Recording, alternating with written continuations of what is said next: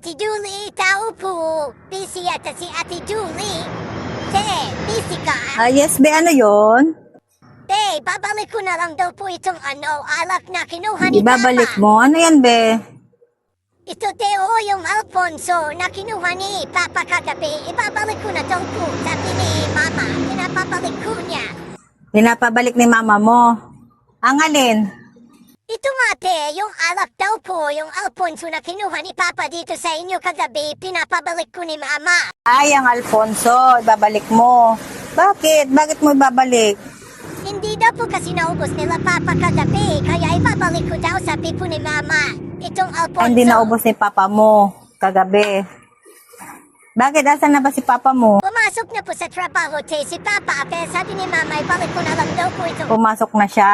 Opo, pumasok na po si Papa. Pinapabalik ng Mama ko ito, kaya ito na po. Ibabalik mo na. Okay, sige, amin na. Hindi naubos ni papa mo, kaya ibabalik mo na. Pinapabalik ni mama mo. Opo, te, pinapabalik ni Mama. Okay, amin na. Okay, te, ito po. Nabebenta ko pa naman to, be, eh. Okay lang, sige. Ay, te, asan ko pala yung pera na pinambili ni Papa dyan. Yung pera, te, kukunin ko na po yung pera. Pera? Anong pera? Yung pinambayad po ni Papa dito sa Alfonso, te, sabi ni Mama kukunin ko daw. Ay, be, walang pera, be. Sabi mo kay mama mo, wala. Wala akong ibibigay na pera. Ganun po ba, te, wala? Kasi binalik mo na yan, eh. Hindi na pwede. Sige, te, sasabihin ko po kay Mama pag Oo, nagtanong hindi. siya.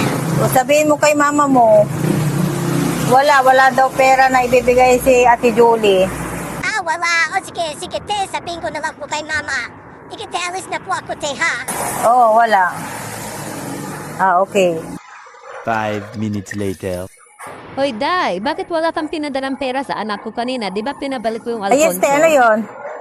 Yung alak na Alfonso na pinabalik ko na sa anak ko, bakit hindi mo pinigay yung pera na pinambayad ng asawa ko kagabi? Ay, bakit, te? Hindi po talaga ako magbabalik ng pera. Bakit ako magbabalik ng pera, magbibigay sa'yo ng pera o magpapalit ng items dun sa alak na ibinalik ng anak mo? Bakit hindi pwede? Bakit hindi ka magbibigay ng pera sa akin o yung items na kapalit ng Alfonso na kinuha ng asawa ko sa'yo kagabi? Ay, hindi po pwede. Hindi na po pwede yun. Bakit po ako magbibigay sa'yo ng pera o yung papalit ng items? Inutang lang naman yan ng asawa mo, yung Alfonso. Yes, definitely. Ha? Inutang lang ba niya yon? Akala ko naman binayaran niya kagabi. Buti, inutang lang niya yun, yung Alfonso. Kaya hindi ako magbibigay sa'yo ng pera. Inutang na nga niya. Magbibigay pa ako sa'yo ng pera dahil binalik mo yung items.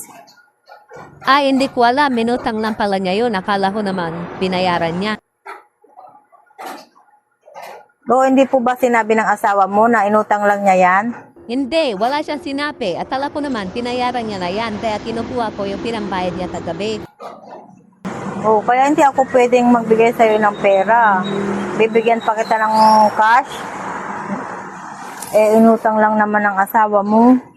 Ay naku, pambihira naman talaga yung asawa kong yun. Inutang lang pala niya. Hindi niya sinasabi na utang lang pala ito. Oo, te, inutang lang niya yan. Kaya wala akong bibigay sa'yo yung pera. Ay naku, talaga naman tong asawa kong to. Kumanda to pagdating sa bahay mamaya. Kasi nakiusap lang yung asawa mo eh. Babayaran daw niya mamaya kasi sahod daw niya mamaya. Nakiusap lang pala siya kagabi sa'yo. Kala ko naman, dinayaran niya. Kaya pinapabalik ko tong Alfonso. Nakiusap siya kagabi sa akin nung kinuha niya yan. Hindi pala niya naubos. Oo, hindi nila naubos. Kaya pinapabalik ko. Akala ko naman, Dalawa dinayaran kasi niya. ang kinukuha-kuha eh. Hindi naman pala mauubos. Oo, hindi nila naubos. Kala ko naman binayaran niya. Dalawa pa naman yung bote na Alfonso ang nandoon. Kaya binalik ko yung isa kasi akala ko binayaran niya. Binayaran niya yung isa. Kulang kasi yung niya. Kala niyang kaya inutang niya yung isang Alfonso.